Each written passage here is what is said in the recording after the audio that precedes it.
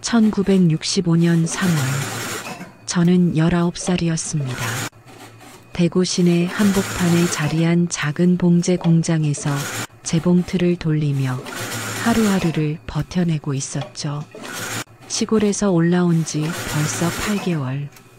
아버지의 엄격한 눈초리에서 벗어나 자유로울 줄 알았는데 세상은 그리 호락호락하지 않았습니다. 공장은 늘 시끄러웠어요. 10대가 넘는 재봉틀이 동시에 돌아가는 소리, 여공들의 수다 소리, 그리고 김 사장의 고함 소리가 하루 종일 귓가를 맴돌았죠. 저는 그 소음 속에서도 묵묵히 바늘을 움직였습니다. 집으로 보낼 돈을 모아야 했거든요. 그날도 평소와 다르지 않았습니다. 아침 7시부터 저녁 9시까지 정신없이 일했죠. 다른 언니들은 하나둘 집으로 돌아가고 공장엔 저와 몇 명만 남아 있었어요. 야근 수당이 절실했거든요. 한 푼이라도 더 벌어야 했습니다. 정희야, 아직도 안 들어가니? 같은 나이 또래인 영숙이가 가방을 들고 물었어요. 언니는 먼저 가세요. 저는 조금 더 할게요. 너무 무리하지 마. 몸이 제일이야. 영숙이가 나간 후 공장은 한층 조용해졌습니다. 재봉틀 소리만 달그락달그락 울려 퍼졌죠. 저는 집중해서 옷감을 잡아당겼어요. 한 땀 한 땀 정성스럽게요. 그때였습니다. 이 시간에 혼자 남아있네? 뒤에서 들려온 목소리에 저는 깜짝 놀랐습니다. 돌아보니 김민호가 서 있었어요. 공장장 김 사장의 아들이었죠. 25살로 대학을 나왔다며 으스댔던 놈입니다. 네, 일이 좀 밀렸거든요. 저는 고개를 숙이고 대답했습니다. 무언가 불안한 기분이 들었어요. 민호가 이 시간에 공장에 나타난 것도 이상했고 뭔가 다른 목적이 있는 것 같았죠. 고생이 많구나. 시골에서 올라와서 혼자 살기 힘들지? 민호가 제 옆으로 다가왔어요. 술 냄새가 났습니다. 괜찮습니다. 일 끝내야 해서요. 저는 재봉틀에만 집중하려 했어요. 하지만 민호는 더 가까이 다가왔죠. 너 같은 예쁜 애가 이런 데서 고생할 필요 없어. 내가 좀 더 좋은 자리 소개해 줄까? 그의 손이 제 어깨에 올려졌습니다. 저는 몸이 굳었어요. 괜찮습니다. 전 이 일이 좋아요. 저는 그의 손을 떨쳐내려 했습니다. 하지만 민호는 더 강하게 잡았어요. 잘못 생각하지 마. 난 널 도와주려는 거야. 민호의 목소리가 달라졌습니다. 낮고 끈적했어요. 저는 본능적으로 위험을 느꼈죠. 저는 정말 괜찮으니까 그만 가세요. 저는 일어나려 했습니다. 하지만 민호가 제 팔을 잡았어요. 이런 식으로 나오면 안 되지. 내가 좋게 말할 때 들어. 민호가 저를 벽 쪽으로 밀어붙였습니다. 저는 필사적으로 저항했어요. 싫어요. 놓아주세요. 소리를 질렀지만 공장엔 아무도 없었습니다. 민호는 술에 취해 정신을 잃은 듯 행동했어요. 제 옷깃을 붙잡더니 찢으려 했죠. 조용히 해. 소리 지르면 너만 손해야. 저는 온몸으로 저항했습니다. 발로 찼고 손으로 밀어냈어요. 하지만 남자의 힘을 당할 수 없었죠. 민호는 저를 바닥에 넘어뜨렸습니다. 제발이요. 이러지 마세요. 저는 울면서 애원했어요. 하지만 민호는 들은 척도 안 했습니다. 그 순간 제 손에 뭔가 딱딱한 것이 잡혔어요. 재봉용 가위였습니다. 저는 본능적으로 그것을 움켜잡았죠. 안 돼. 저는 가위를 들어 올렸습니다. 민호의 팔에 날카로운 날이 스쳤어요. 피가 흘렀습니다. 아! 민호가 비명을 지르며 물러섰어요. 저는 그 틈에 일어났습니다. 온몸이 떨렸죠. 이 미친년이 감히. 민호가 상처난 팔을 부여잡고 소리쳤어요. 저는 가위를 꽉 쥔 채 뒤로 물러섰습니다. 저는 잘못한 게 없어요. 당신이 먼저. 닥쳐. 내가 나를 해쳤잖아. 민호는 상처에서 흘러나온 피를 보며 화를 냈어요. 제가 볼 때는 그리 깊지 않은 상처였습니다. 하지만 그는 마치 큰 부상을 당한 것처럼 호들갑을 떨었죠. 이건 정당방위예요. 저는 목소리를 높였습니다. 처음으로 누군가에게 큰 소리를 내는 거였어요. 정당방위? 웃기지 마. 넌 이제 끝났어. 윤정이. 민호가 문 쪽으로 걸어가며 말했습니다. 내일 당장 나가. 그리고 이 일이 어떻게 될지 각오해. 문이 쾅 하고 닫혔어요. 저는 혼자 남겨졌습니다. 가위는 여전히 제 손에 들려 있었고 바닥엔 피 한 방울이 떨어져 있었죠. 그날 밤 저는 잠을 이루지 못했습니다. 무슨 일이 일어날지 두려웠어요. 하지만 한편으로는 억울했습니다. 제가 뭘 잘못했다는 거죠? 자신을 지키려 했을 뿐인데요. 공장에서 쫓겨난 지 일주일 후였습니다. 갑자기 경찰이 찾아왔어요. 제 하숙방 문을 두드리던 그 소리가 아직도 귀에 서네요. 윤정희 씨 맞습니까? 네, 그런데요. 상해 혐의로 출두하셔야겠습니다. 상해라니요. 저는 어리둥절했습니다. 민호가 저에게 한 짓은 언급도 안 하고 제가 가위로 그의 팔에 상처를 낸 것만 문제 삼는 거였어요. 경찰서에서 첫 조사를 받을 때였습니다. 담당 형사는 중년 남성이었죠. 제 이야기를 들으면서도 믿는 것 같지 않았어요. 그래서 민호 씨가 당신을 어떻게 했다는 거죠? 저는 떨리는 목소리로 설명했습니다. 민호가 저를 벽으로 밀어붙이고 옷을 찢으려 했다고요. 증거가 있습니까? 증거요? 목격자라든지 찢어진 옷이라든지. 저는 아무 말도 할 수 없었어요. 그날 밤 혼자 있었으니 목격자가 있을 리 없었고 옷은 집에 와서 바로 빨아버렸거든요. 멍든 자국도 며칠 지나니 사라져버렸습니다. 하지만 정말로 미안하지만 객관적인 증거 없이는 믿기 어렵습니다. 오히려 민호 씨 쪽에 확실한 상처가 있어요. 형사는 민호의 진단서를 펼쳐 보였습니다. 전치 2주라고 적혀 있었어요. 겨우 살짝 베인 상처가 2주나 걸린다니요. 이 진단서 가짜 아닌가요? 저는 억울해서 소리쳤습니다. 하지만 형사는 고개를 저었죠.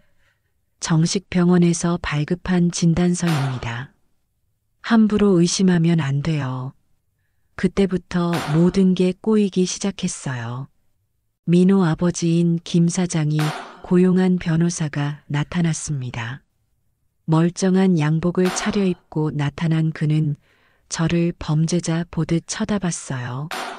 피해자는 성실한 사업가의 아들입니다. 반면 피의자는 시골에서 올라온 미성년자예요. 사회적 분노를 품고 있을 수 있죠. 변호사의 말이었습니다. 저는 화가 났어요. 저는 미성년자가 아니에요. 그리고 왜 제가 사회에 분노를 품어야 하나요? 19세면 미성년자 아닙니까? 그리고 가난한 집 딸이 부자 집 아들을 질투할 수 있죠. 변호사는 차갑게 말했습니다. 저는 입이 막혔어요. 이런 식으로 몰아가다니요. 검찰에서도 마찬가지였습니다. 담당 검사는 제 이야기를 진지하게 들어주지 않았어요. 윤정희 씨, 솔직히 말해보세요. 민호 씨와 무슨 일이 있었나요? 제가 이미 말씀드렸잖아요. 민호가 저를 억지로. 그런 일이 있었다면 왜 바로 신고하지 않았습니까? 검사가 날카롭게 물었어요. 저는 답답했습니다. 무서웠어요. 그리고 누가 제 말을 믿어줄 것 같지 않았거든요. 역시 그렇군요. 확실한 증거 없이는 민호 씨를 고발할 수 없다고 생각한 거죠. 검사는 제 말을 완전히 다른 의미로 해석했어요. 마치 제가 거짓말하고 있다는 듯이요. 아닙니다. 정말 민호가 저에게 젊은 여자애가 멀쩡한 남자를 망가뜨려 놓고 변명만 늘어놓는군요. 검사의 말에 저는 깜짝 놀랐습니다. 망가뜨렸다니요? 고작 팔에 난 작은 상처로요? 망가뜨렸다는 게 무슨... 민호 씨는 이 사건 때문에 정신적 충격을 받아 회사 업무에 지장을 받고 있습니다. 게다가 흉터도 남을 것 같다고 하네요. 저는 어이가 없었어요. 그 정도 상처로 흉터가 남을 리 없었거든요. 하지만 아무도 제 말을 들어주지 않았습니다. 재판이 시작됐어요. 법정은 무서운 곳이었습니다. 높은 곳에 앉은 판사, 검사석의 차가운 시선, 그리고 방청석에 앉은 민호와 그의 가족들. 저는 혼자였어요. 국선 변호사가 배정됐지만 별로 도움이 안 됐습니다. 나이 많은 변호사는 사건에 큰 관심이 없어 보였어요. 피고인은 정당방위를 주장하고 있습니다만 객관적 증거가 부족합니다. 그게 제 변호사가 한 변론의 전부였어요. 더 강하게 주장해달라고 부탁했지만 소용없었습니다. 반면 민호 측 변호사는 달랐어요. 온갖 자료를 준비해서 저를 공격했습니다. 피고인은 평소 성격이 내향적이고 소극적이라고 알려져 있습니다. 하지만 이런 사람일수록 억눌린 감정이 폭발할 때 더 위험할 수 있어요. 무슨 심리학자라도 되는 양 떠들어댔습니다. 저는 분노로 온몸이 떨렸어요. 증인으로 나온 공장 동료들도 도움이 안 됐어요. 모두 애매하게 얼버무렸죠. 정희는 평소 조용한 편이었어요. 하지만 그날 무슨 일이 있었는지는 잘 모르겠네요. 영숙이까지도 그런 식으로 말했습니다. 저는 실망스러웠어요. 재판은 3번 열렸습니다.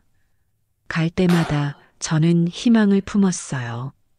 이번엔 제 말을 믿어주겠지, 진실이 밝혀지겠지 하고요. 하지만 현실은 냉혹했습니다. 마지막 재판 날이었어요. 판사가 판결문을 읽기 시작했습니다. 피고인 윤정희는 피해자에게 상해를 입힌 사실이 인정된다. 다만 초범이고 나이가 어린 점을 참작하여 제 머릿속이 하얘졌어요.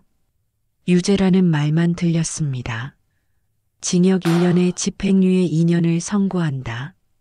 판사가 법봉을 들어 올렸어요.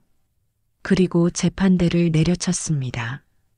땅, 첫 번째 소리였어요. 땅, 두 번째, 땅, 세 번째. 그 소리가 제 귓속으로 파고들었습니다. 마치 제 인생의 마침표를 찍는 소리 같았어요. 저는 그 자리에 주저앉고 싶었습니다. 하지만 다리가 후들거려서 서 있을 수도 없었죠. 판결이 끝났습니다. 법원 직원의 목소리가 들렸어요.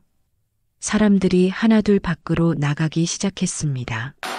민호와 그의 가족들은 만족스러운 표정이었어요. 저는 혼자 법정에 남아 있었습니다. 땅, 땅, 땅. 그 소리가 계속 머릿속에서 울렸어요. 평생 잊을 수 없을 것 같았습니다. 그날 밤 저는 울었습니다. 세상이 얼마나 불공평한지 뼈저리게 느꼈어요. 진실보다는 힘이 중요하고 약자의 목소리는 들리지 않는다는 걸 알았습니다. 재판이 끝난 후 저는 고향으로 돌아갈 수 없었습니다. 소문이 벌써 퍼져 있었거든요. 아버지는 전화로 차가운 목소리로 말했어요. 당분간 집에 오지 마라. 동네 사람들 시선이 어떤지 알겠니? 어머니는 전화 너머로 훌쩍이며 말했습니다. 정희야, 미안해. 우리가 힘이 없어서. 그때 어머니가 중얼거리듯 한 말이 있었어요. 땅까지 팔아서 합의금 냈는데. 저는 깜짝 놀랐습니다. 합의금이라니요? 어머니, 무슨 말씀이세요? 아니다. 아무것도 아니야. 어머니는 얼른 말을 돌렸어요. 하지만 저는 알 수 있었습니다. 뭔가 숨기는 게 있다는 걸요. 나중에 알게 된 사실이었어요. 부모님은 논 2마지기를 팔아서 민호네에게 합의금을 줬다는 거였습니다. 제가 감옥에 가지 않게 하려고요. 그 돈으로 민호는 상처 치료비며 정신적 피해 보상금이라며 받아 챙겼죠. 저는 며칠 동안 울었어요. 부모님의 평생 재산을 제 때문에 날려버렸다는 죄책감에 견딜 수가 없었습니다. 그 후 15년이 흘렀습니다. 저는 대구에서 계속 혼자 살았어요. 다른 봉제 공장에서 일하며 하루하루를 버텨냈습니다. 기술은 늘었죠. 어느새 저는 그 공장에서 없어서는 안 될 사람이 됐어요. 하지만 결혼은 할 수 없었습니다. 정과자라는 꼬리표가 따라다녔거든요. 누군가 저에게 관심을 보이면 어김없이 그 얘기가 나왔어요. 정희 씨, 예전에 무슨 일이 있었다던데? 아니에요. 그냥 오해였어요. 하지만 재판까지 갔다면서요? 그럴 때마다 저는 입을 다물어야 했습니다. 진실을 말해봤자 믿지 않을 테니까요. 30살이 됐을 때였어요. 같은 공장에서 일하는 박기철이라는 남자가 있었습니다. 과묵하고 성실한 사람이었죠. 저에게 관심을 보였어요. 정희 씨, 시간 되면 영화라도 보러 가실래요? 처음으로 누군가가 정식으로 데이트를 신청한 거였어요. 저는 기뻤습니다. 혹시 새로운 시작이 될 수 있을까 싶었거든요. 하지만 그것도 오래가지 못했습니다. 기철의 어머니가 저를 만나자고 했어요. 정희 씨, 우리 기철이가 당신을 좋아하더군요. 네, 저도 기철 씨를 좋아해요. 그런데 말이에요. 당신 전과가 있다던데 사실인가요? 또 그 얘기였어요. 저는 한숨을 쉬었습니다. 그건 오해였어요. 제가 잘못한 게 아니라 오해든 뭐든 기록에 남아있는 건 사실 아닌가요? 우리 기철이가 그런 여자와 결혼할 순 없어요. 기철의 어머니는 단칼에 잘라 말했습니다. 며칠 후 기철은 저를 만나러 왔어요. 정희 씨, 미안해요. 어머니가 너무 반대하셔서. 기철도 결국 어머니 편을 들었습니다. 저는 또 혼자가 됐어요. 그 후로는 아예 포기했습니다. 연애도 결혼도요. 그냥 혼자 사는 게 편했어요. 상처받을 일도 없고요. 40살이 넘어서는 동네 사람들이 저를 억척 아줌마라고 불렀습니다. 혼자 살면서도 꿋꿋이 일하는 여자라는 뜻이었죠. 겉보기에는 칭찬 같았지만 속뜻은 달랐어요. 남자도 못 구한 불쌍한 여자라는 의미였습니다. 정희 씨는 정말 대단해요. 혼자서도 저렇게 씩씩하게 살아가니까. 이웃집 아줌마가 말했어요. 그래도 결혼은 해야 하는 거 아니에요? 나이가 벌써. 글쎄요, 뭔가 사연이 있나 보죠. 젊은 시절에 무슨 일이 있었다던데요. 사람들은 항상 제 뒤에서 수군거렸습니다. 저는 들은 척 안 했지만 다 들렸어요. 공장에서는 인정받았습니다. 기술도 좋고 성실했거든요. 하지만 개인적인 얘기는 하지 않았어요. 동료들과도 적당한 거리를 유지했습니다. 정희 언니, 왜 항상 혼자예요? 우리랑 같이 놀아요.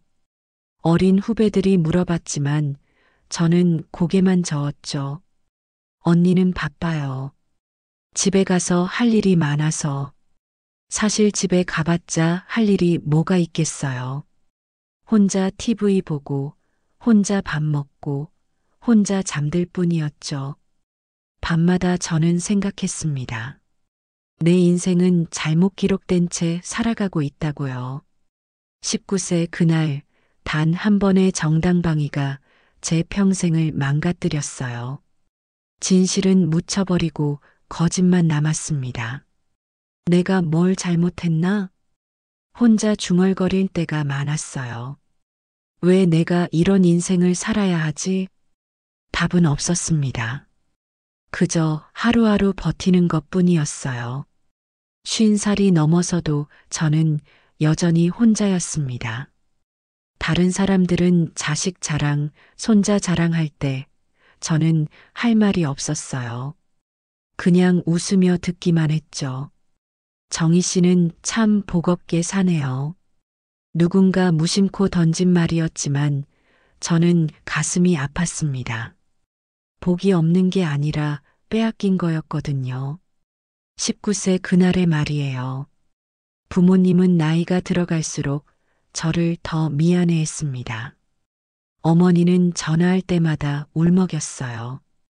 정희야, 우리가 힘이 있었다면 너를 이렇게 살게 하지 않았을 텐데. 괜찮아요, 어머니. 저는 잘 살고 있어요. 거짓말이었습니다. 전혀 괜찮지 않았어요. 하지만 부모님을 더 속상하게 할 수는 없었죠. 아버지는 술을 드시고 가끔 제게 전화를 걸었습니다. 정희야, 아빠가 미안하다. 땅까지 팔아서 합의금 내놓고도 너를 지켜주지 못해서. 그럴 때마다 저는 울고 싶었어요. 부모님이 평생 모은 재산을 저 때문에 잃었다는 게 너무 미안했습니다. 60살이 넘어서야 저는 은퇴했어요. 40년 넘게 재봉틀을 돌린 손은 이제 관절염으로 아팠습니다. 하지만 후회는 없었어요. 최선을 다해 살았으니까요. 다만 한 가지 아쉬운 건 있었습니다. 제 인생이 잘못 기록된 채로 끝나가고 있다는 것이요. 진실을 밝힐 기회도 없이 말이에요. 62살이 되던 해였습니다. 갑자기 공부가 하고 싶어졌어요. 평생 일만 하다가 은퇴하니 허전했거든요. 그리고 무엇보다 세상이 어떻게 돌아가는지 제대로 알고 싶었습니다. 방송통신대학교 사회복지학과에 지원했어요. 주변 사람들은 말렸습니다. 이 나이에 무슨 공부해요? 그냥 편히 쉬셔야죠. 이웃집 아줌마가 핀잔을 줬어요. 나이가 들수록 배울 게 더 많아지는 것 같아요. 저는 웃으며 대답했습니다. 사실 마음 한편에는 다른 이유도 있었어요. 제 인생에서 놓친 것들을 찾고 싶었거든요. 입학식 날이었습니다. 대부분 저보다 훨씬 젊은 사람들이었어요. 30대, 40대가 대부분이었죠. 저는 어색했습니다. 안녕하세요. 밝은 목소리로 인사하는 여자가 있었어요. 50대 초반쯤 되어 보였습니다. 단발머리에 안경을 쓴 모습이 지적으로 보였죠. 저는 김하영이라고 해요. 잘 부탁드려요. 네, 윤정희입니다. 하영 씨는 활발한 사람이었어요. 저와는 정반대였죠. 첫 만남부터 스스럼 없이 다가왔습니다. 회장님, 같이 점심 드실래요? 회장님이라니요? 저는 당황했어요. 나이가 저보다 많으시니까 회장님이라고 불러도 되죠? 하영 씨가 환하게 웃었어요. 20살 차이 나는 사람이 저를 회장님이라 부르다니 신기했습니다. 수업이 시작됐어요.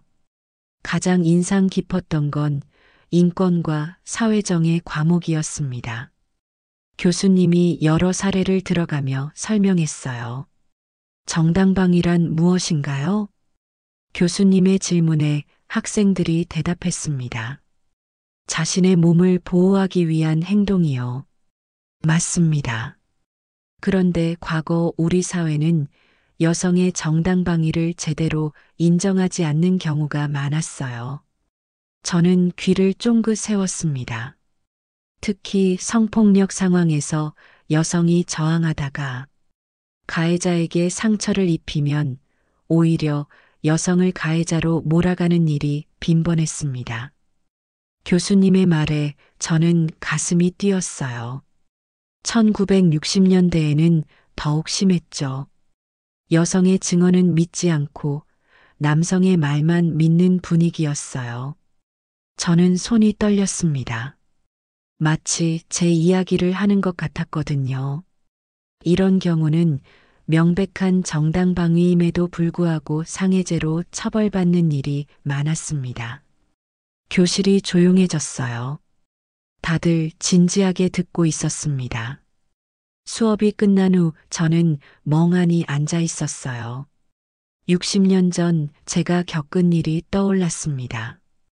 그때 저는 잘못이 없었던 거예요. 회장님, 괜찮으세요? 얼굴이 창백해 보여요. 하영 씨가 걱정스럽게 물었습니다. 아, 네. 괜찮아요. 그냥 수업 내용이 인상 깊어서요. 정당방위 얘기 말이에요? 정말 화나는 일이죠. 억울하게 당한 여성들이 얼마나 많을까요? 하영 씨의 말에 저는 고개를 끄덕였습니다. 다음 주 수업에서는 더 구체적인 사례가 나왔어요. 1965년 대구에서 실제로 일어난 사건입니다. 19세 여공이 공장에서 성추행을 당하자 저항하다가 가해자에게 상처를 입혔어요. 하지만 법정에서는 여성을 상해죄로 판결했습니다. 저는 깜짝 놀랐습니다. 제 사건을 말하는 건가요? 당시 판사는 젊은 여자애가 남자를 망가뜨렸다며 징역 1년 집행유예를 선고했어요. 지금 기준으로 보면 말이 안 되는 판결이죠. 교수님이 계속 설명했습니다. 저는 온몸이 떨렸어요. 이런 사례들은 당시 여성 인권이 얼마나 무시됐는지 보여주는 대표적인 예입니다. 수업이 끝나고 저는 교수님께 다가갔어요. 교수님, 방금 말씀하신 1965년 사건 말인데요. 네, 어떤 궁금한 점이 있으신가요? 혹시 그 여성이 지금도 살아있을까요? 교수님은 고개를 갸우뚱했어요. 글쎄요, 살아있다면 지금 80세 가까이 될 텐데. 왜 그런 걸 물어보시는지 그냥 궁금해서요. 저는 얼른 돌아섰습니다. 더 이상 물어볼 용기가 없었어요. 하영 씨가 뒤따라왔습니다. 회장님, 뭔가 특별한 관심이 있으신 것 같은데요? 아니에요, 그냥요. 혹시 개인적인 경험이 있으시나요? 저는 여성 인권 운동을 조금 해봤거든요. 하영 씨의 눈빛이 진지해졌어요. 저는 망설였습니다. 실은 제가 말을 꺼내려다가 멈췄어요. 60년 동안 숨겨온 비밀을 털어놓기가 쉽지 않았습니다. 괜찮아요. 말하고 싶지 않으시면 안 해도 돼요. 하지만 언제든 제가 들어드릴게요. 하영 씨가 따뜻하게 말했습니다. 처음으로 누군가가 저를 이해해 줄 것 같은 느낌이 들었어요. 그날 밤 저는 잠을 이루지 못했습니다. 60년 전 그날이 자꾸 떠올랐어요. 하지만 이번엔 달랐습니다. 분노보다는 깨달음이 컸어요. 내가 잘못하지 않았구나. 평생 처음으로 확신을 가지고 말할 수 있었습니다. 나는 억울하게 당한 거야. 눈물이 흘렀어요. 억울함의 눈물이 아니라 깨달음의 눈물이었습니다. 다음 날 하영 씨가 저에게 책을 가져다 줬어요. 회장님, 이 책 읽어보세요. 여성 인권 발달사인데 도움이 될 거예요. 고마워요, 하영 씨. 하영이라고 부르세요. 편하게요. 하영은 정말 특별한 사람이었어요. 나이 차이도 20살이나 나는데 저를 진심으로 존중해 줬습니다. 회장님은 정말 대단하세요. 이 나이에 공부하려는 열정이 존경스러워요. 나는 그냥 늦깎이 학생일 뿐이에요. 아니에요. 배우려는 마음이 가장 소중한 거죠. 하영과 이야기하다 보니 세상이 많이 바뀌었다는 걸 알았습니다. 이제는 여성의 목소리도 중요하게 여기고 인권에 대한 인식도 높아졌어요. 회장님, 혹시 과거에 억울한 일이 있으셨다면 지금이라도 목소리를 내보는 게 어떨까요? 하영의 말에 저는 깊이 생각해 봤습니다. 정말 그럴 수 있을까요? 60년이 지난 지금에라도요? 하지만 누가 믿어줄까요? 이미 오래전 일인데. 진실은 시간이 지나도 진실이에요. 그리고 지금은 예전과 달라요. 하영의 확신에 찬 목소리를 들으며 저는 처음으로 희망을 품었습니다. 혹시 제 인생의 잘못된 기록을 바로잡을 수 있을까요? 4학년이 되자 졸업 논문을 써야 했습니다. 주제를 정하는 게 쉽지 않았어요. 다른 학생들은 이론적인 주제를 선택했지만 저는 고민이 많았습니다. 회장님, 논문 주제 정하셨어요? 하영이 물어봤어요. 요즘 들어 저를 더 자주 챙겨줬습니다. 아직이요. 뭘 써야 할지 모르겠어서. 회장님만의 특별한 경험이 있잖아요. 그걸 활용해 보시는 게 어때요? 하영의 말에 저는 가슴이 뛰었어요. 정말 제 이야기를 쓸 수 있을까요? 며칠 후 지도 교수님께 상담을 받으러 갔습니다. 윤정희 학생, 어떤 주제로 논문을 쓰고 싶으신가요? 개인적인 경험을 바탕으로 하고 싶은데 괜찮을까요? 물론이죠. 구체적으로 어떤 내용인가요? 저는 용기를 내어 말했어요. 60년 전 제가 겪었던 억울한 사건에 대해서요. 정당방위였지만 처벌받았던 일이 있거든요. 교수님의 표정이 진지해졌습니다. 매우 의미 있는 주제가 될 수 있겠네요. 개인적 경험과 사회적 의미를 함께 다룬다면요. 정말 괜찮을까요? 너무 개인적인 얘기 같아서. 학문은 개인의 경험에서 시작되는 경우가 많아요. 용기 있는 선택이라고 생각합니다. 논문 제목을 정하는데도 시간이 걸렸어요.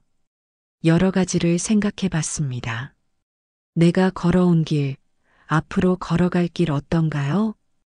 교수님이 고개를 끄덕였어요. 좋은 제목이네요. 과거와 현재, 미래를 모두 아우르는 느낌입니다. 본격적으로 글을 쓰기 시작했어요. 첫 문장을 쓰는 게 가장 어려웠습니다. 1965년 3월, 저는 19살이었습니다. 이 한 문장을 쓰는데 하루 종일 걸렸어요. 60년 동안 입 밖에 내지 않았던 이야기를 글로 쓴다는 게 쉽지 않았거든요.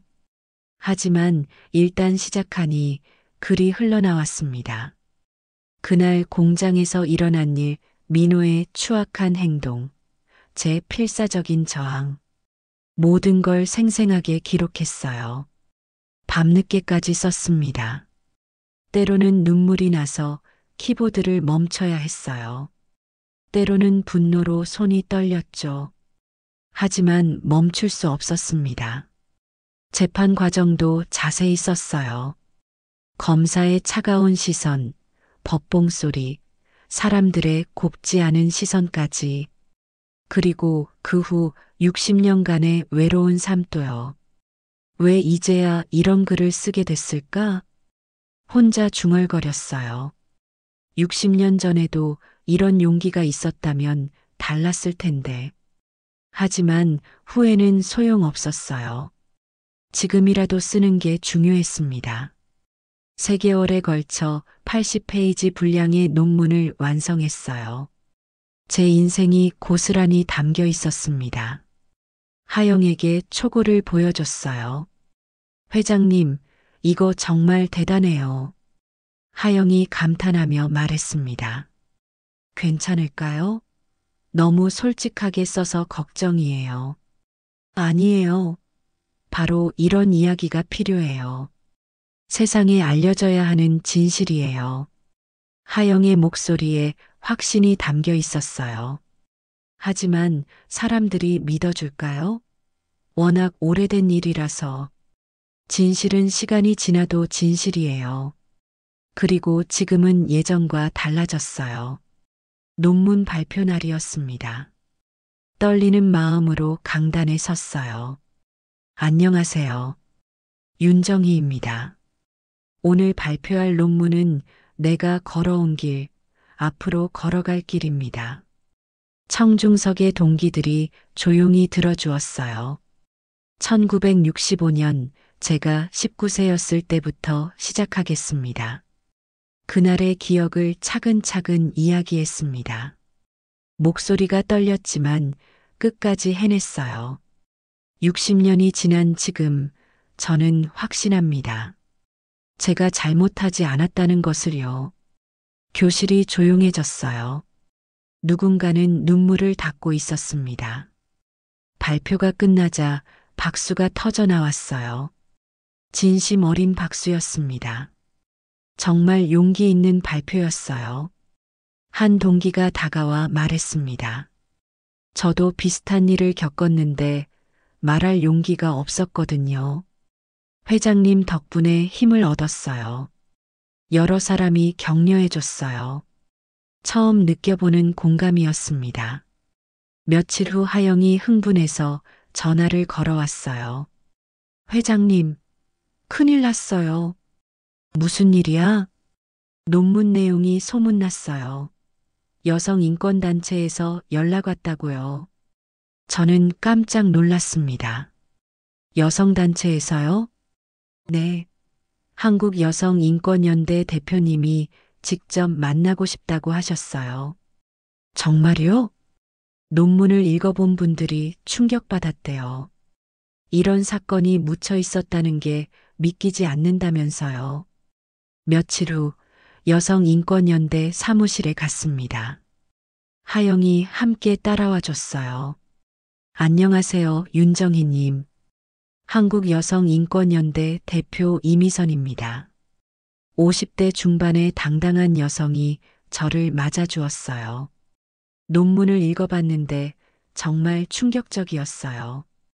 이런 일이 60년 전에 있었다니. 관심 가져주셔서 감사합니다. 관심이 아니라 의무예요. 이런 사건은 반드시 세상에 알려져야 해요. 이미선 대표의 말에 힘이 있었어요. 지금 와서 뭘 할 수 있을까요? 너무 오래된 일인데. 오래됐다고 의미가 없는 게 아니에요. 오히려 더 중요할 수 있어요. 어떤 의미에서요? 윤정희님 같은 분이 목소리를 내주시면 지금도 침묵하고 있는 많은 여성들에게 용기가 될 거예요. 그 말을 들으니 가슴이 뜨거워졌어요. 그리고 법적으로도 재심을 신청할 수 있어요. 쉽지는 않겠지만 불가능하지는 않아요. 재심이요? 저는 놀랐어요. 그런 게 가능한가요? 일단 언론에 공개하는 것부터 시작해보죠. 사람들이 알아야 해요. 언론 공개라니. 60년 동안 숨겨온 비밀을 세상에 드러낸다는 건 무서웠어요. 두려우시죠? 당연해요. 이미선 대표가 제 마음을 읽었어요. 하지만 윤정희 님이 용기를 내신다면 세상이 바뀔 수 있어요. 하영이 제 손을 잡았습니다. 회장님, 저도 함께 할게요. 혼자가 아니에요. 저는 깊이 숨을 쉬었어요. 그리고 결심했습니다. 좋아요. 해보겠어요.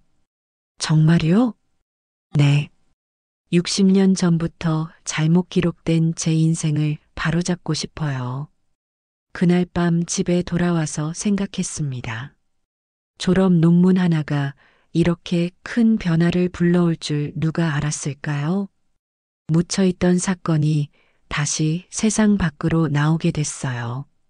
무서웠지만 동시에 희망도 생겼습니다. 이제는 혼자가 아니었거든요.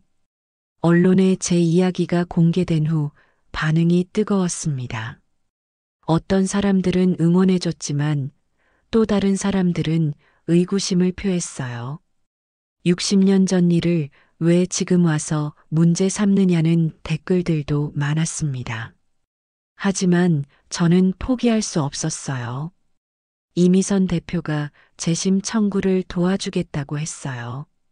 윤정희님, 변호사님을 소개해 드릴게요. 이런 사건에 경험이 많으신 분이에요. 김지원 변호사를 만났습니다. 30대 후반의 젊은 여성이었어요. 윤정희님, 솔직히 말씀드리면 쉽지 않을 겁니다. 변호사님이 현실적인 말씀을 하셨어요. 60년이 지난 사건이라 증거 수집이 어렵고 당시 상황을 증명하기도 힘들어요. 그래도 해볼 만한 가치는 있나요? 있습니다. 다만 오랜 시간이 걸릴 수 있어요. 재심 청구서를 작성하는 데만 2달이 걸렸어요.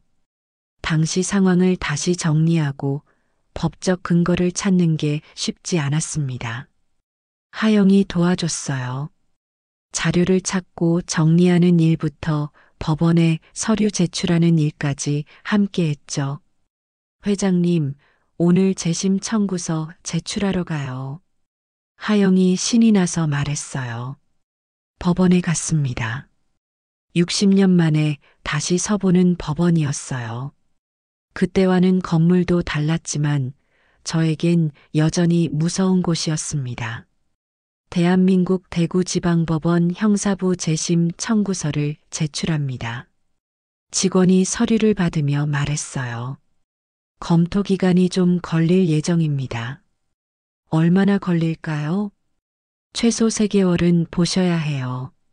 3개월을 기다렸습니다. 그동안 저는 불안했어요. 혹시 또 기각되면 어쩌나 싶었죠. 드디어 결과가 나왔습니다. 윤정희님, 법원에서 연락 왔어요. 김지원 변호사가 전화를 걸어왔어요. 어떻게 됐나요? 아쉽게도 기각됐습니다. 가슴이 무너지는 것 같았어요. 이유가 뭔가요? 당시 상황에서는 어쩔 수 없는 판결이었다는 게 법원의 입장이에요. 어쩔 수 없는 판결이라니. 60년이 지났는데도 똑같은 말을 하는 거였어요. 항소할 수 있나요? 할 수는 있지만 결과가 달라질 가능성은 희박해요. 저는 좌절했습니다. 법으로는 어쩔 수 없는 건가요? 그날 밤 하영이 찾아왔어요. 회장님, 괜찮으세요? 괜찮을 리가 있나. 또 져버렸어. 아직 끝난 게 아니에요. 다른 방법도 있어요. 무슨 방법? 사회적 여론을 움직이는 거예요. 법이 안 되면 사람들이 나서야죠. 하영의 말에 저는 고개를 들었어요. 며칠 후 이미선 대표가 제안을 했습니다. 윤정희님, 1인 시위는 어떨까요? 대법원 앞에서요. 1인 시위요? 네. 혼자서라도 목소리를 내는 거예요. 언론의 관심도 받을 수 있고요. 78세의 1인 시위라니. 생각해 본 적도 없었어요. 할 수 있을까요? 나이도 많은데. 나이는 중요하지 않아요. 의지가 중요하죠. 며칠 고민한 끝에 결심했습니다. 해보겠어요. 1001인 시위는 2025년 4월이었습니다. 대법원 앞에 혼자 섰어요.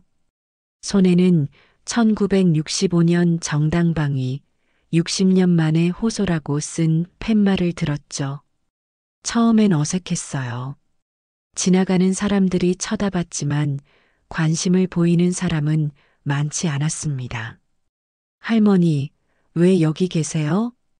한 젊은 남성이 물어봤어요. 60년 전 억울한 일이 있었거든요. 60년 전요? 그때 일을 지금 와서요? 그런 반응이 대부분이었어요. 하지만 저는 포기하지 않았습니다. 매일 아침 9시부터 오후 5시까지 서 있었어요. 비가 와도 바람이 불어도 나갔습니다. 회장님, 무리하지 마세요. 몸이 중요해요. 하영이 걱정했지만 저는 멈출 수 없었어요. 60년을 기다렸는데 조금 더 못 기다리겠어? 한 달이 지나니 몸이 힘들어지기 시작했어요. 다리도 아프고 허리도 아팠습니다. 하지만 계속 나갔어요. 어느 날이었어요. 오후 3시쯤이었는데 갑자기 어지러워졌습니다. 그대로 쓰러져 버렸어요. 정신을 잃었습니다. 병원에서 깨어났을 때 하영이 옆에 앉아 있었어요. 회장님, 다행이에요. 정신 차리셨네요. 여기가 어디야? 병원이에요. 탈수증으로 쓰러지셨어요. 의사가 와서 말했습니다. 나이를 생각하셔야 해요. 무리하시면 안 됩니다. 괜찮아요. 이 정도는 괜찮지 않아요. 혈압도 높고 당뇨 수치도 안 좋아요.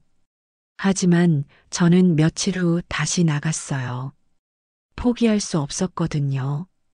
회장님, 제발 그만하세요. 몸이 걱정돼요. 하영이 말렸지만 소용없었어요. 하영아, 내가 언제까지 살 것 같아? 왜 그런 말씀을 하세요? 78세면 많이 산 거지. 이제 얼마 남지 않았어. 그런 말 하지 마세요. 들어봐. 내가 쓰러져도 이 일은 끝내줘. 하영의 눈에 눈물이 맺혔어요. 회장님, 약속해. 내가 못하면 내가 대신해줘. 네, 약속할게요. 다시 1인 시위를 시작했어요. 이번엔 하영과 다른 활동가들이 교대로 와서 도와줬습니다. 혼자 하지 마세요. 우리가 함께해요. 고마워. 정말 고마워. 점점 더 많은 사람들이 관심을 가지기 시작했어요. SNS에서도 제 이야기가 퍼져나갔습니다. 78세 할머니의 외로운 싸움. 60년 만에 정의 실현을 위해 언론에서도 다시 다뤄주기 시작했어요. 하지만 법원의 벽은 여전히 높았습니다. 아무리 시위를 해도 아무리 여론이 들끓어도 재심은 받아들여지지 않았어요. 언제까지 이러고 있어야 하나. 때로는 절망스러웠습니다. 하지만 포기할 순 없었어요. 60년을 기다렸는데 조금 더 못 기다리겠냐고 혼자 중얼거리며 다시 팻말을 들었습니다. 그때는 몰랐어요. 이 끝없어 보이는 벽이 곧 무너질 줄은요. 1인 시위를 시작한 지 2년이 지났습니다. 저는 여전히 대법원 앞에 서 있었어요. 80세가 된 몸이지만 포기할 수 없었죠. 그러던 어느 날이었습니다. 회장님, 큰 소식이에요. 하영이 흥분해서 달려왔어요. 숨이 차서 말을 잇지 못했습니다. 무슨 일이야? 천천히 말해봐. 대법원에서 연락 왔어요. 저는 가슴이 뛰었어요. 설마요? 뭐라고 했는데? 원심을 파기환송한대요. 재심이 허가됐어요. 저는 그 자리에 주저앉을 뻔했습니다. 2년간의 기다림이 헛되지 않았어요. 정말이야? 정말로? 네, 정말이에요. 김지원 변호사도 달려왔어요. 윤정희님 축하드려요. 대법원이 마침내 움직였습니다. 어떻게 된 거죠? 사회적 여론과 지속적인 시위가 영향을 미친 것 같아요. 그리고 최근 여성 인권에 대한 인식 변화도 한몫했고요. 저는 믿기지 않았어요. 정말 재심을 받을 수 있다니요. 언제 재판이 열리나요? 다음 달 15일입니다. 대구지방법원에서요. 60년 만에 다시 서게 될 법정이었어요. 그날 밤 잠을 이룰 수가 없었습니다. 기쁘기도 했지만 한편으로는 무서웠어요. 또 실망하게 되면 어쩌나 싶었죠. 하영이 밤늦게 전화를 걸어왔어요. 회장님, 잠 오세요? 안 와. 너무 떨려서. 저도 그래요. 정말 꿈 같아요. 하영아, 고마워. 내가 없었다면 여기까지 올 수 없었을 거야. 무슨 말씀이에요? 회장님이 용기를 내셨으니까 가능한 거죠. 재판 준비가 시작됐어요. 이번에는 달랐습니다. 여성인권단체에서 법정 방청을 조직했고 언론에서도 큰 관심을 보였어요. 이번엔 정말 다를 거예요. 김지원 변호사가 자신감에 차서 말했어요. 60년 전과는 상황이 완전히 바뀌었거든요. 재판 전날 밤 저는 대구로 내려갔어요. 60년 만에 다시 찾은 대구였습니다. 그때 일했던 봉제 공장은 이미 사라졌어요. 대신 큰 빌딩이 들어서 있었죠. 많이 바뀌었네. 혼자 중얼거렸어요. 세상도 많이 바뀌었고 저도 많이 달라졌습니다. 재판 당일이었어요. 법정은 사람들로 가득 찼습니다. 60년 전과는 완전히 다른 분위기였어요. 방청석에는 하영을 비롯해 여성단체 활동가들, 대학 동기들, 그리고 저를 응원하는 많은 사람들이 앉아 있었습니다. 윤정희님, 준비되셨나요? 김지원 변호사가 물었어요. 네, 준비됐어요. 60년을 기다린 순간이었습니다. 판사가 입장했어요. 50대 중반의 여성 판사였습니다. 60년 전에는 상상할 수 없었던 일이죠. 재심 제1회 공판을 시작하겠습니다. 재판이 시작됐어요. 이번에는 분위기가 달랐습니다. 판사도 검사도 진지하게 들어줬어요.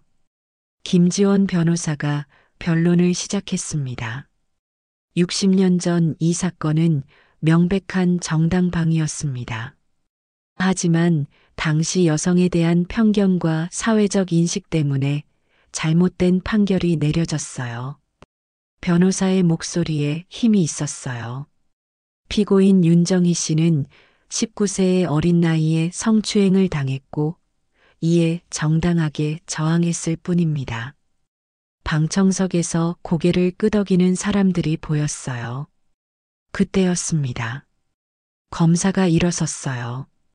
60년 전 저를 몰아붙였던 검사와는 전혀 다른 사람이었죠. 검찰의 의견을 말씀드리겠습니다. 검사의 목소리가 법정에 울렸어요. 이 사건을 재검토한 결과 피고인의 행동은 정당방위에 해당한다고 판단됩니다. 저는 귀를 의심했어요. 검사가 제 편을 들고 있는 거였어요. 당시 사회적 편견으로 인해 잘못된 판결이 내려졌음을 인정합니다. 방청석이 술렁거렸어요. 따라서 검찰은 피고인 윤정희에 대해 무죄를 구형합니다. 무죄 구형이라니 꿈 같은 일이었어요. 저는 고개를 숙이고 눈물을 흘렸습니다. 60년 동안 품고 살았던 억울함이 드디어 풀리는 순간이었어요. 피고인 윤정희 씨, 하실 말씀이 있으시면 해주세요. 판사가 말했어요. 저는 떨리는 목소리로 일어났습니다. 60년을 기다렸습니다. 목이 메었어요. 19세 그날부터 저는 죄인으로 살아야 했어요. 결혼도 못하고 사람들의 시선을 피해 살았죠. 방청석이 조용해졌어요. 하지만 오늘 이 자리에서 비로소 제가 잘못하지 않았다는 걸 인정받았습니다. 눈물이 멈추지 않았어요. 이제야 사람으로 살 수 있을 것 같습니다. 박수가 터져 나왔어요. 방청석의 모든 사람들이 일어서서 박수를 쳤습니다. 판사가 최종 변론을 마치고 선고 날짜를 정했어요. 2주 후에 선고하겠습니다. 재판이 끝났어요. 하영이 달려와서 저를 꼭 안았습니다. 회장님, 해냈어요. 정말 해냈어요. 고마워, 하영아. 정말 고마워. 법정을 나서는데 많은 사람들이 축하해줬어요. 할머니, 정말 대단하세요. 용기 주셔서 감사해요. 할머니 덕분에 희망을 얻었어요. 그날 밤 호텔에서 하영과 함께 저녁을 먹었어요. 회장님, 기분이 어떠세요? 아직 실감이 안 나. 정말 꿈 같아. 꿈이 아니에요. 현실이에요. 하영의 말에 저는 웃었어요. 60년 만에 처음으로 마음 편히 잠들 수 있을 것 같아. 2주 후 선고 날이 왔습니다. 이번에도 법정은 가득 찼어요. 판사가 판결문을 읽기 시작했어요. 피고인 윤정희에 대한 재심 판결을 선고합니다. 제 심장이 빨리 뛰었어요. 원심을 파기하고 피고인을 무죄로 판결합니다. 무죄라는 말이 귀에 들어오는 순간 60년간의 억울함이 한순간에 사라지는 느낌이었어요. 법봉 소리가 울렸어요. 60년 전과는 전혀 다른 의미의 소리였죠. 땅. 이번에는 승리의 소리였어요. 방청석에서 환호성이 터져 나왔습니다. 저는 그 자리에서 울었어요. 기쁨의 눈물이었습니다. 윤정희님, 축하드려요. 김지원 변호사가 악수를 청했어요. 고생 많으셨어요. 법정을 나서니 기자들이 기다리고 있었어요. 할머니, 지금 기분이 어떠세요? 60년 만에 떳떳한 사람이 됐어요. 앞으로 계획이 있으신가요? 이제 진짜 제 인생을 살아보고 싶어요. 그날은 제 인생에서 가장 행복한 날이었습니다. 80세에 찾아온 진짜 해방이었어요. 무죄 판결이 선고된 그날 저녁, 저는 혼자 조용한 식당에 앉아 있었습니다. 60년 만의 승리였지만 한편으로는 허전했어요. 회장님, 여기 계셨군요. 하영이 찾아왔습니다. 눈이 빨갛게 부어 있었어요. 왜 혼자 계세요? 다들 축하 모임 하자고 하는데 축하받을 일인가? 너무 늦었어. 저는 쓸쓸하게 웃었어요. 무슨 말씀이세요? 드디어 해냈잖아요. 그래, 해냈지. 하지만 말을 잇지 못했습니다. 가장 축하해주고 싶었던 사람들은 이미 곁에 없었거든요. 부모님은 10년 전에 돌아가셨어요. 아버지는 86세, 어머니는 83세에 세상을 떠났습니다. 두 분 다 제 억울함이 풀리는 걸 보지 못하고 가셨어요. 아버지, 어머니한테 가장 먼저 말씀드리고 싶었는데, 하영이 제 옆에 앉았어요. 지금도 보고 계실 거예요. 분명히. 그럴까? 네. 그리고 얼마나 자랑스러워 하실까요? 그날 밤 집에 돌아와서 부모님 사진 앞에 앉았습니다. 아버지, 어머니, 딸이 해냈어요. 60년 만에 떳떳해졌어요. 사진 속 부모님은 여전히 미소를 짓고 계셨어요. 미안해요. 너무 늦었죠? 아버지, 어머니 살아계실 때 해야 했는데 눈물이 흘렀습니다. 그 땅 팔아서 합의금 낸 것도 이제 헛되지 않게 됐어요. 딸이 정말 억울했다는 걸 세상이 인정해줬어요. 며칠 후 여성인권연대에서 작은 축하 모임을 열어줬어요. 많은 사람들이 와서 축하해줬습니다. 윤정희님 덕분에 세상이 바뀌었어요. 이미선 대표가 말했어요. 저 같은 늙은이가 뭘 바꿨다고. 아니에요. 많이 바뀌었어요. 용기를 낸 여성들이 늘어났거든요. 정말 그랬어요. 제 재판이 진행되는 동안 비슷한 사연의 여성들이 용기를 내기 시작했어요. 오랫동안 숨겨왔던 억울함을 세상에 알리기 시작한 거죠. 회장님이 길을 열어주신 거예요. 하영이 말했습니다. 나는 그냥 내 할 일을 했을 뿐이야. 축하 모임이 끝나고 하영과 단둘이 남았어요. 하영아, 고마워. 뭐려? 내가 없었다면 여기까지 오지 못했을 거야. 회장님이 워낙 강하시니까요. 강한 게 아니라 고집이 센 거지. 우리는 웃었어요. 그 후 몇 개월간 여러 매체에서 인터뷰 요청이 들어왔습니다. 저는 가능한 한 응했어요. 제 이야기를 더 많은 사람들이 알아야 한다고 생각했거든요. 다른 여성들에게 하고 싶은 말씀이 있으신가요? 한 기자가 물어봤어요. 혼자가 아니라는 걸 알아줬으면 좋겠어요. 어떤 의미인지요? 억울한 일을 당했을 때 혼자 참지 말고 목소리를 내라는 거예요. 쉽지 않을 텐데요. 그렇죠. 나도 60년 동안 못했으니까. 하지만 지금은 달라요. 정말 달랐어요. 예전과는 비교할 수 없이 여성들의 목소리에 귀 기울이는 사회가 되었습니다. 어느 날 젊은 여성 한 명이 저를 찾아왔어요. 20대 중반쯤 되어 보였습니다. 안녕하세요. 할머니 기사를 보고 찾아왔어요. 무슨 일로? 저도 억울한 일이 있었는데 말하지 못하고 있었거든요. 그 여성도 성추행을 당했지만 가해자가 회사 임원이라 신고하지 못하고 있었어요. 할머니처럼 용기를 내고 싶어요. 그래, 용기를 내봐. 넌 혼자가 아니야. 그 여성은 결국 신고했고 정당한 처벌을 받아냈어요. 저는 뿌듯했습니다. 81세 생일이 됐어요. 하영과 동료들이 작은 생일상을 차려줬습니다. 회장님, 소원 빌어보세요. 촛불을 끄며 저는 간절히 빌었어요. 내 같은 일을 겪는 여성이 더는 나오지 않기를.